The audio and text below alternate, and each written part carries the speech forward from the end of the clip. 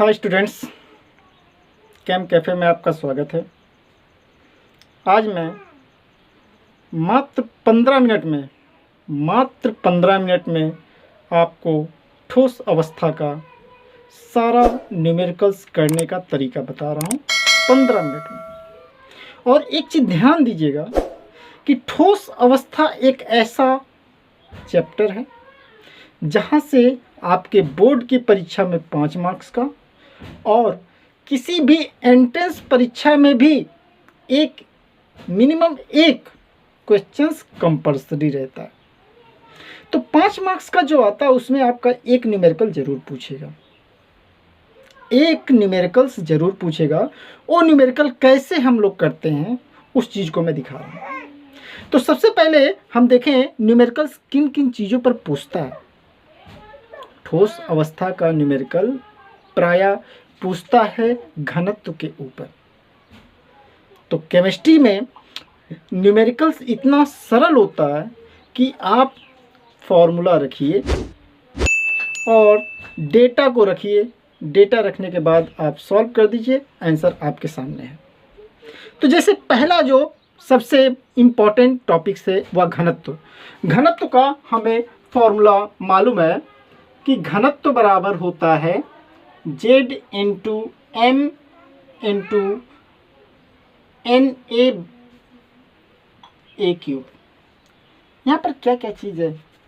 Z ये lattice point है, या जिसको हम लोग कहते हैं जालक बिंदु। जालक बिंदु निकालने के लिए बहुत ही आसान है, आप याद कर लीजिए। यदि साधारण है तो जालक बिंदु 1, काय केंद्रीय के लिए जालक बिंदु होता है 2, फलन केंद्रीय के लिए जालक बिंदु होता है 4। फलन केंद्रीय के लिए जालक बिंदु होता है 4। ये सिर्फ याद कर लीजिए, जेड का बता देगा किस तरीके का पैकिंग है। और M होता है द्रव्यमान।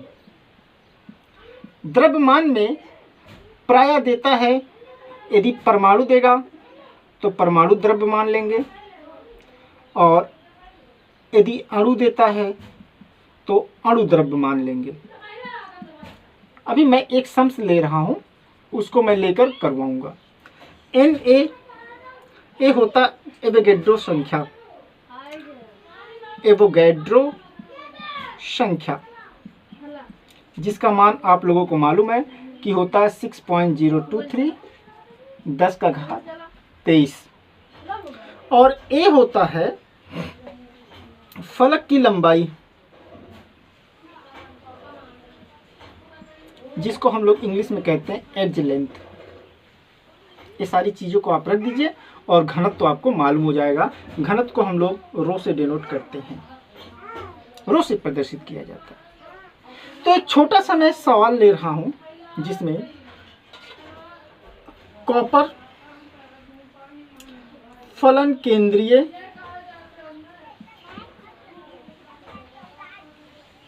कोष्टिका बनाती है, कोष्टिका बनाती है जिसका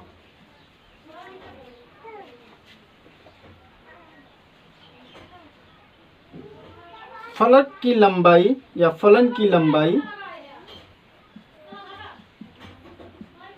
2.0010⁸ सेंटीमीटर है।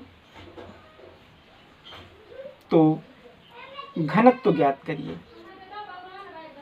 यह बहुत ही साधारण सा एक न्यूमेरिकल्स है। यहाँ से हम लोग देखिए कैसे निकाल रहे हैं। तो फर्स्ट ऑफ ऑल मुझे रब करना पड़ेगा। हम यहाँ पर फॉर्मूला लिखेंगे, फॉर्मूला में जो जो डेटा है उस डेटा को लिखेंगे। तो यहाँ पर हमारा Z कह रहा फलन केंद्रीय 4 हो गया। M कॉपर का परमाणु द्रव्यमान 63.5 और एवोगैड्रो संख्या तो आपको मालूम है 6.023 10⁻23 और A आपका है 2.00 10 का घात 8। बस सवाल हमारा हो गया। सवाल हम हटा दें और फॉर्मूला पे सारी चीज़ों को मैं रख दिया। तो घनत्व बराबर आ गया आपका, जेड है 4, ए है 63.5 और एवोगैड्रो संख्या 6.023, 10 का घात 23 और यह है आपका 2.00 10 का घात 8 और इसका घात 3। अब इसी को हमें हल करना है। 4 गुणे 63.5 6.023 10 का पावर 23, 2 का घन होता 8 और इसमें गुना करेंगे 10 का घात होगा 24। 4 दूना 8 यहाँ से कट गया, इन दोनों का गुना कर लिया तो आ गया 3 दूना 6, 2 दूना 4, 0, 12 कम 6 दूना 12 और 10 का घात यहाँ पर आपका सॉरी यहाँ माइनस है तो ये माइनस होगा, 10 का घात 23 माइनस 24। अब इसको हम आगे कर रहे हैं 63.5 बटा में 12.046 गुणे 10 का पावर -1। ये 10 ऊपर जाएगा तो प्लस हो जाएगा। इन सब मिलाकर हमें भाग देना है 12.046 से।